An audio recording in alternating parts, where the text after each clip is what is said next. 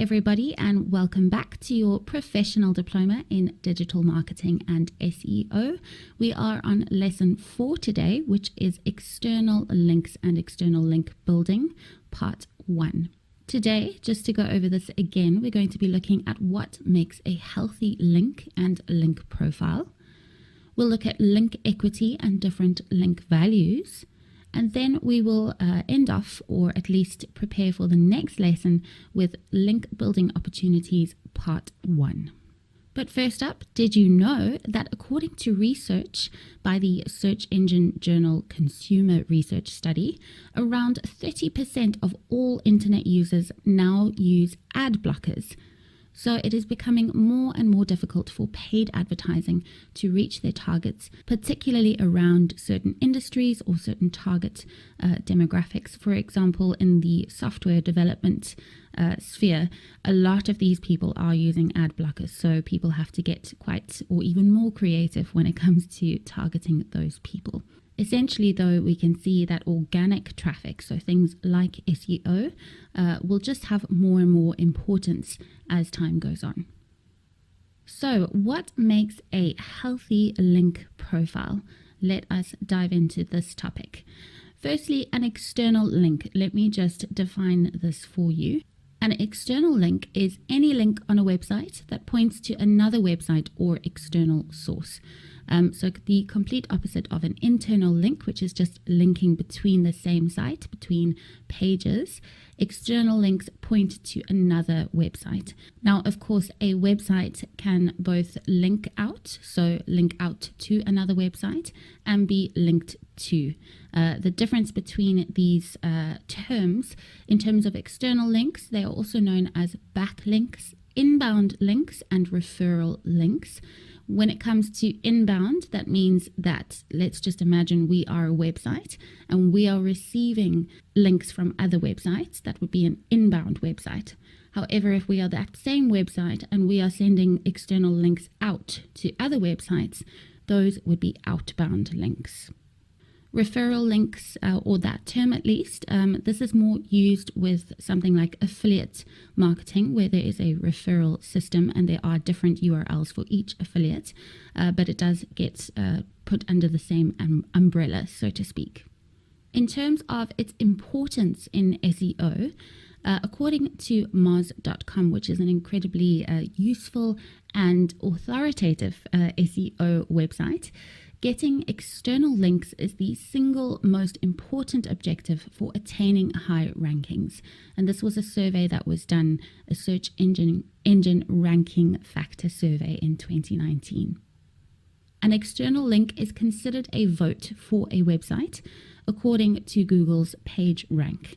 Now, we went over PageRank in lesson 1, but I do want to remind you or point out that this is just one of the factors of the many, many factors in SEO that contributes to position. And then it's also important to know that internal links hold less value than external links. And we'll be looking at that a bit closer just now. When people in SEO are talking about links, they will often refer to something called a link profile. Now, a link profile is just a list of the sites that are linking to the same website. It's also called a backlink profile. So if you are a website, it would be a list of all the URLs and sites that are linking to you.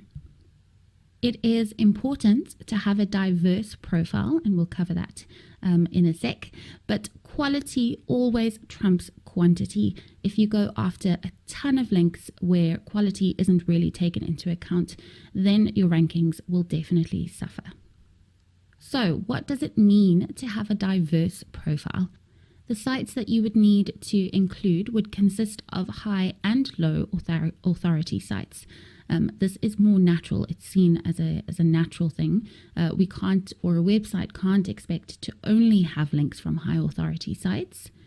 Then there are also forums such as Reddit or Quora, and we'll be going into this kind of social media a bit later. Web and blog directories, and I'll show you some of those as well. wikis, so how-to information, sources of information. It's not just talking about a huge site like Wikipedia. There are many others that share information about specific topics or industries. Any kind of social media bookmarking or sharing, this is very important and can increase links quite a bit. Like I mentioned though, when we look at link building, we'll go through some social media techniques.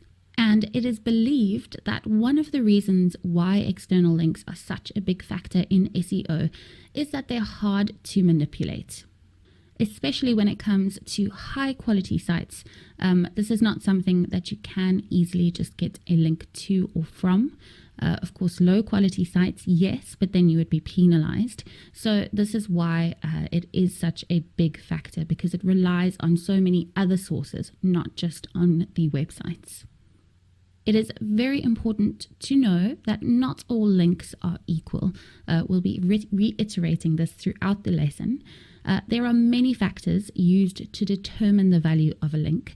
We don't know all of them. No one does. As you know, Google is quite secretive with a lot of their information. All the considerations of internal links apply to external links.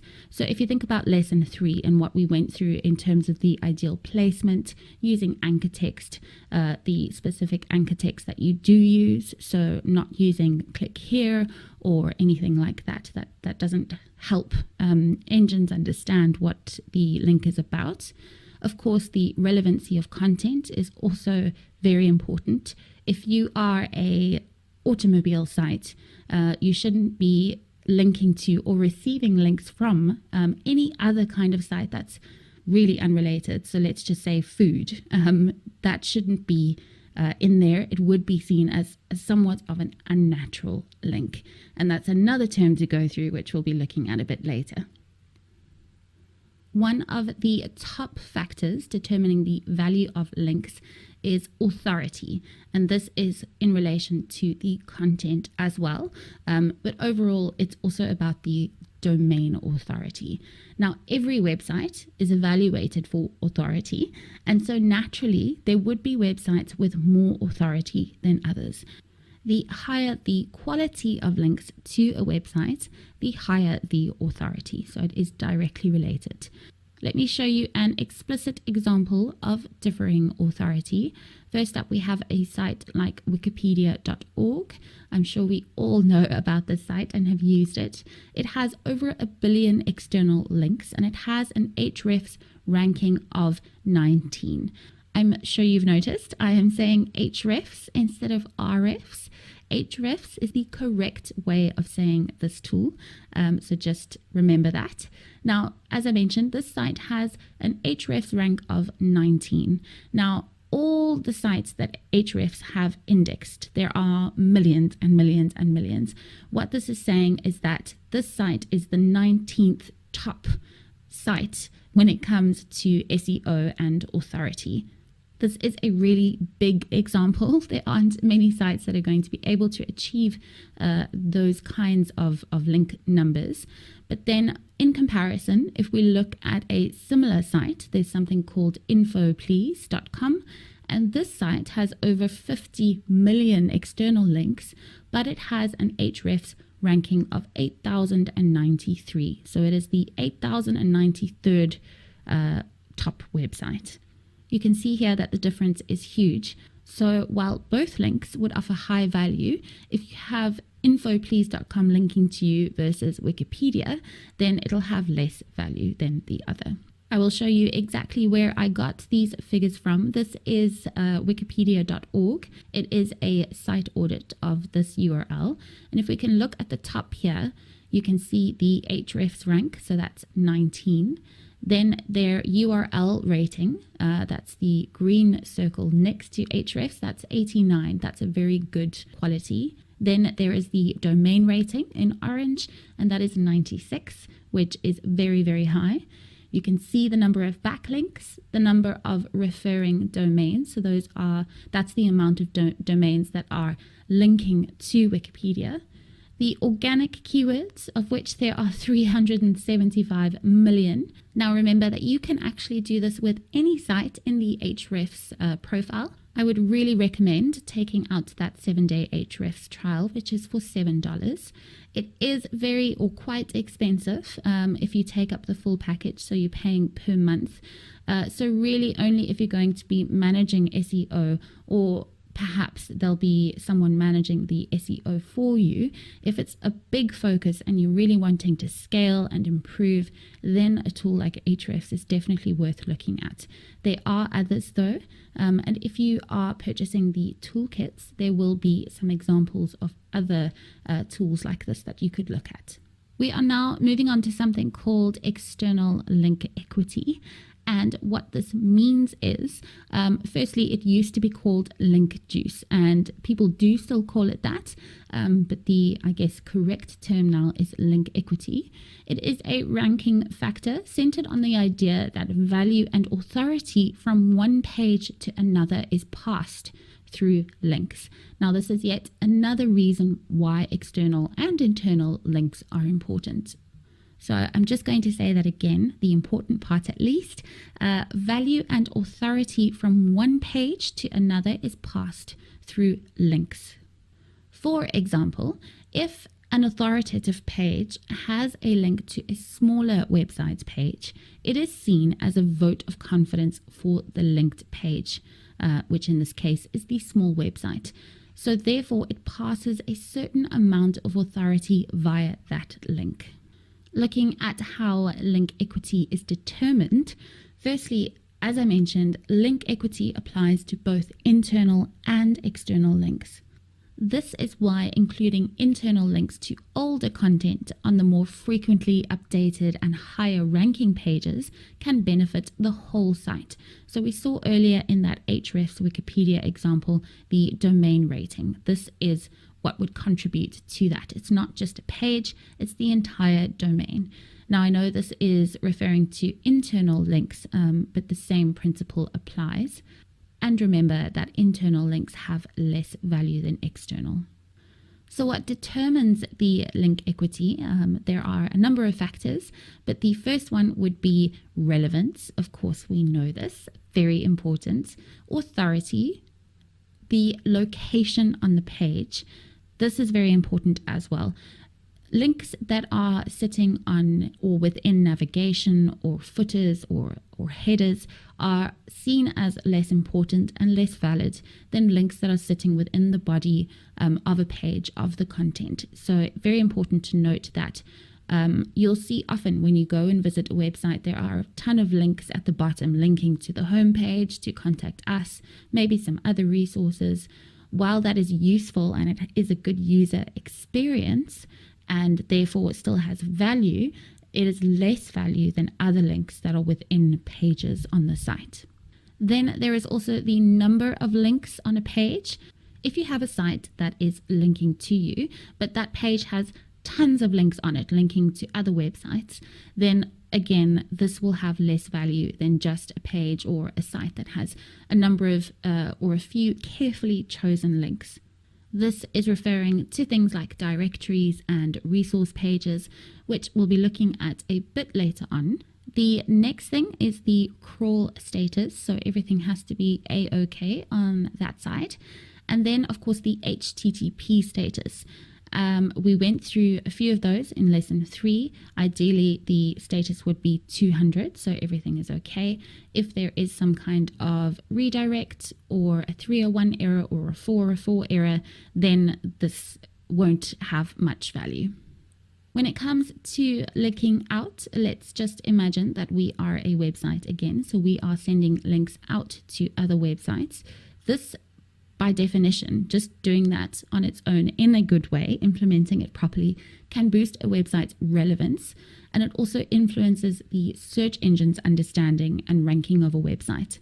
Of course, if we are linking to relevant, perhaps the same industry or just perhaps a source of information, if it is all relevant to the topics covered on the site, then that alone can boost a website's ranking. Let's look at a good linking out example with a baking blog. Cookware, reviews, or where to purchase, that would be a good idea.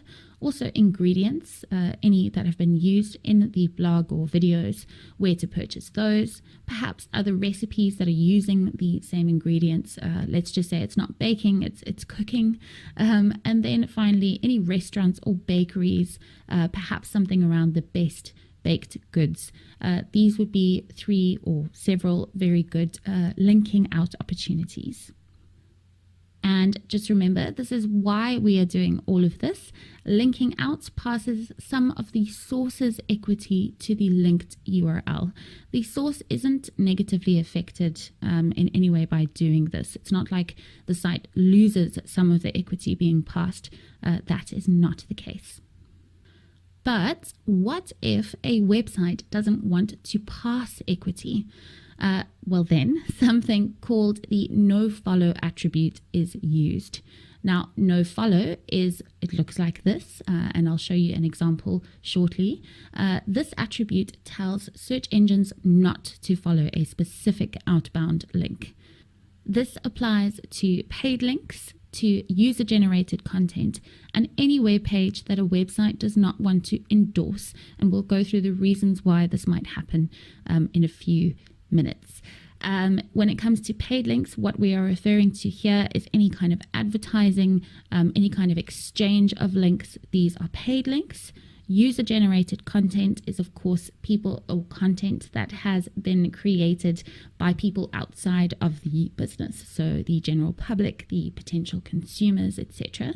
And then a web page that doesn't want to be endorsed. It might be low quality, for example, but it might also be contributing to your link profile and the diversity of that. An example of what this actually looks like, this sentence reads, "This is anchor text." And the hyperlink, or the word that is being hyperlinked, is anchor. So it would literally exactly look like this. You would have "this is," and then href equals the URL that you're going to be using. Then directly afterwards, you have that rel equals, in inverted commas, nofollow. Then that URL would be closed, followed by the text that is being used to link to the external site. And then the word text at the end is part of the sentence. So all this would look like is, "This is anchor text," and anchor would be in blue and underlined. That's what they often look like. And it would link to that example.com, but not give any link equity to that site because of the nofollow tag. Looking at paid links, you could either use the nofollow tag, or you could also use the sponsored tag. This is a recommendation from Google to specify which links are paid, as you can be penalized if there are too many of these paid links going around. The first kind of iteration of this was just to use the nofollow, but if you can, or if you can start implementing the sponsored attribute, then Google does prefer it.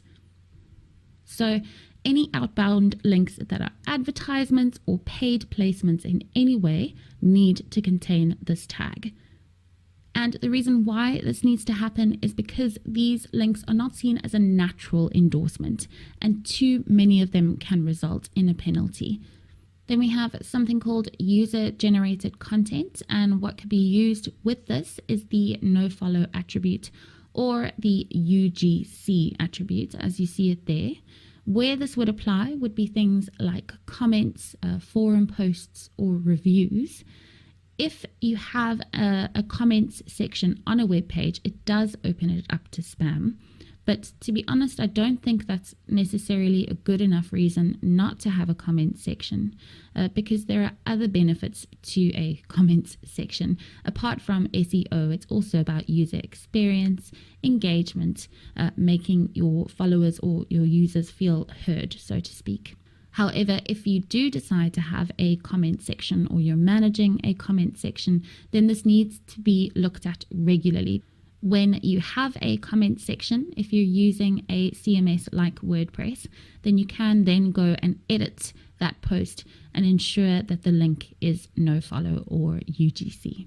Then when it comes to general use, if linking to another web page where authority is low, or it is known as a low quality site, then you don't want to be passing or signaling to Google that you're giving that site a vote. So you will use the nofollow tag. But it is important to note that nofollow links lose page rank value, not all value. So being linked to by a high authority web page, even if it is nofollow, which is often the case when it comes to a very high authority site, they don't want to necessarily give that vote of confidence because they aren't aware of all the sites and whether they're low quality or high quality. It still helps though. It still has value because it increases awareness. It might increase website traffic, or at least it hopefully does. And that alone can then increase your overall relevancy or understanding of the website when it comes to the search engines. Then we have something called unnatural links. Now, websites can be penalized if there are inbound links. So we are a website and we are receiving links from other web pages. If those web pages have many links on them, for example, directories, if they also have too many link exchanges, and what we mean by that is I'll give you a link and you give me a link. It's a kind of formal agreement. Or if there's an overuse of anchor text, then these also might be seen as unnatural links, and that can penalize you. If you just take one thing away from this module when it comes to SEO, I hope it is this: the best links are earned, which means quality content. I think I've drilled this in quite a bit now. Content is what makes SEO, or what can make the difference when it comes to your SEO.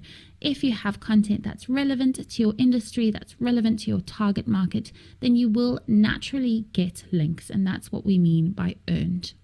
This is not something that an SEO person can manipulate.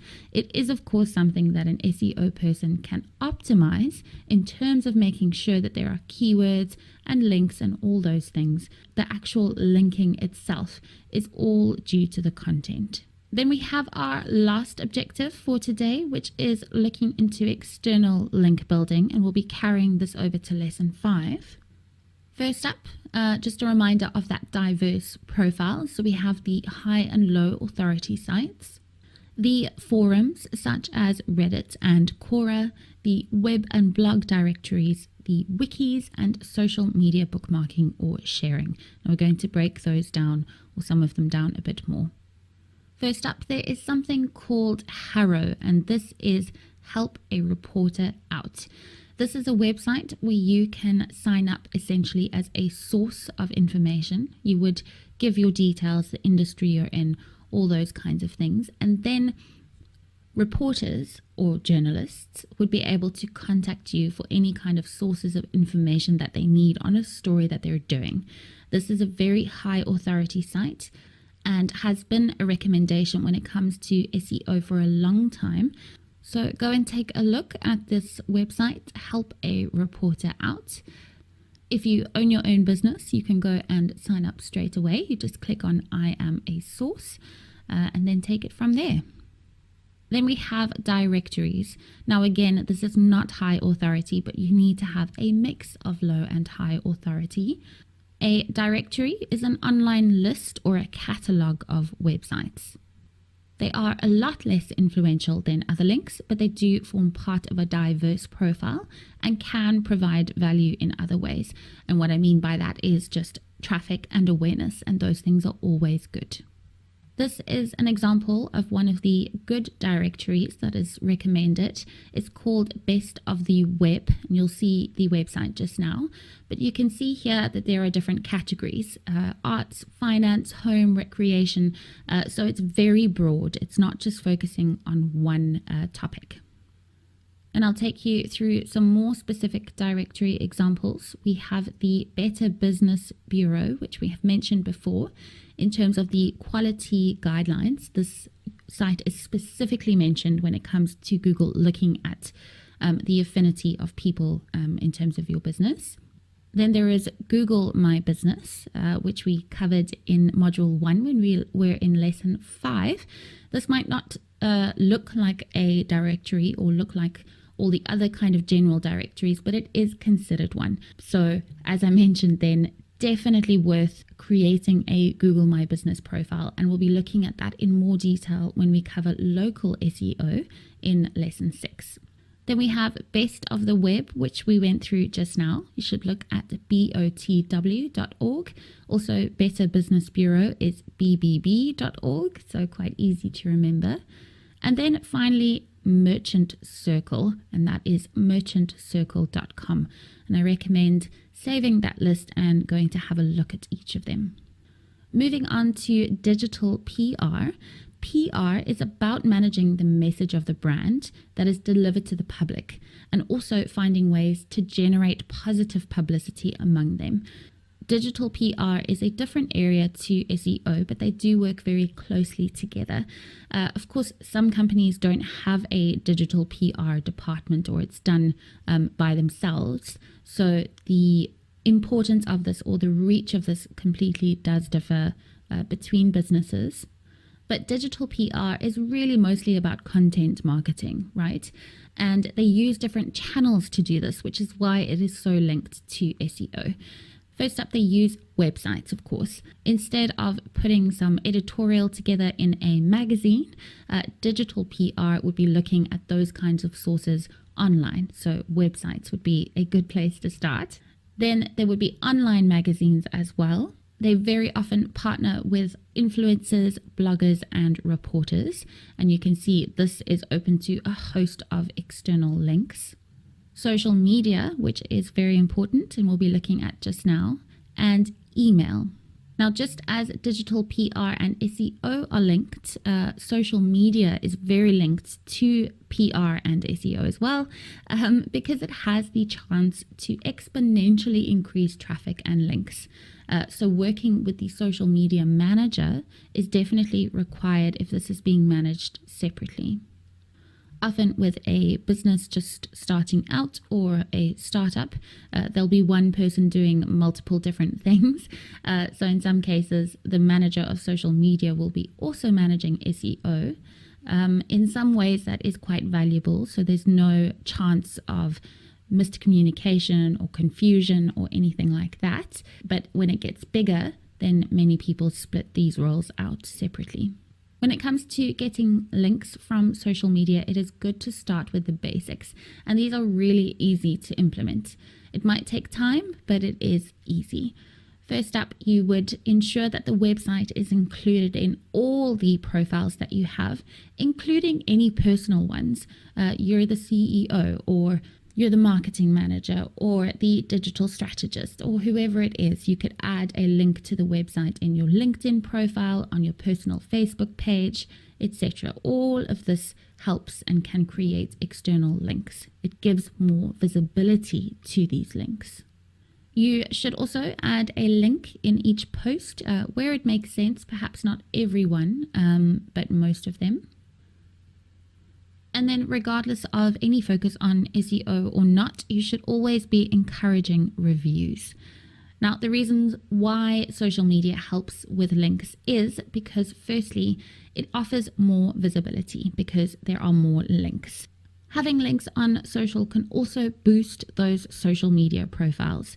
The pages can rank higher in the search results and can also help with ranking for new keywords. And that is something that you would see within Google Analytics, Google Search Console, or a tool like Ahrefs. And then it also provides social proof. So more visibility and shares and clicks from social media signals trust. Another important thing to do is to keep track of brand mentions on social media. So you should track regular contributors because perhaps there's an opportunity for a partnership there. You should also check hashtags and search posts. It depends on the social channel in terms of your options. But just remember that if you're searching a keyword, I'm thinking about the kind of top 3 platforms, Facebook, Instagram, and Twitter. If you are searching a keyword, that is also including the hashtags, so you don't have to search them separately. You could also use monitoring software. There's quite a few out there, but a good one that has been recommended by Backlinko is Mention. So go and check that out. This is where you would essentially get a dashboard and you would see a stream of all the things or all the mentions of your brand or any kind of hashtags or topics that you're wanting to track. This is something that I have touched on before, unless a hybrid, and a hybrid is someone who has a variety of skill sets. So someone who could do SEO, PPC, design, just as an example. So unless a hybrid, SEOs don't typically develop content. They optimize that content for SEO. So they would receive the content that has been written by a copywriter or someone else, and then they would ensure that it's optimized for SEO. Now, this will not be the case in the beginning, but in the beginning, you would be focusing more on the on-page SEO, of course, building content, and that will earn the links that you're looking for. And then as a business scales, then it would separate those roles out. I am mentioning this here because of the big link between content and social media. Social media very often uses content marketing, and that, as you can see or know, is very linked to SEO. Then we have resource pages, and these are similar to directories, but they're based on one topic. And there is quite an easy way to find resource pages that would be relevant. Essentially, in a browser, you could put the following in: the keyword that you're looking for, plus in URL :links. It would need to look exactly like that. So with the quotation marks and everything. So what this would do is it would look for any pages that have the keyword that you've specified in the URL. Then you also have the keyword and then plus helpful resources. So it's just going to return anything that has that keyword and the term helpful resources into it. You could also look at keyword plus useful resources, slightly or very similar, but slightly different. And these have been recommended just because it is very common for resource pages to include those terms: helpful resources, useful resources. And then the last one would be the keyword plus the term useful links. I find that when I'm looking at these kinds of pages, I use the top one, so the keyword plus in URL links, but I suggest giving it a go. Save this page and then try all these different options and see what comes up. So congratulations, you have completed 4 lessons in this module, meaning we are 50% of the way through. Next up is lesson 5. I'm really looking forward to it. Bye guys.